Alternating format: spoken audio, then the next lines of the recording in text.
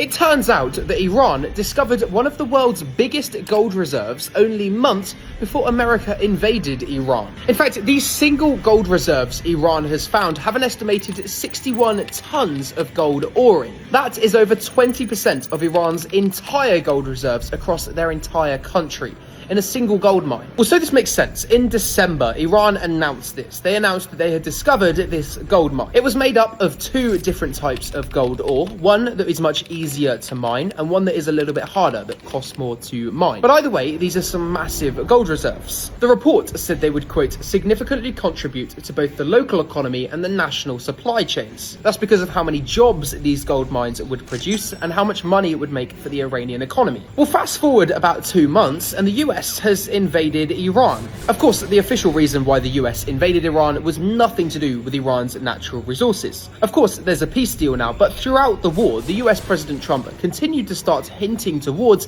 taking Iran's resources, whether that was seizing Iran's gas fields or their oil fields. Now, Trump never explicitly mentioned anything to do with gold, but if the US was thinking of seizing those, it's likely they would go for the gold too. And this is worth possibly trillions of dollars, what Iran found just 2 months before the war started. And to be fair, this isn't something I've just found out now. I was just thinking today whilst covering the news, and I remembered it. I covered this originally back in December when Iran announced it. Of course, I didn't know a war was going to start when I covered that. But since then, a lot's changed. And so, Iran discovered gold before the war started. Maybe it was something to do with that. Either way, obviously I cover all of the global news that you won't find anywhere else, because I bet you probably didn't even know about this. And so, leave me a follow, because I'm covering stuff that you really, really want to know about.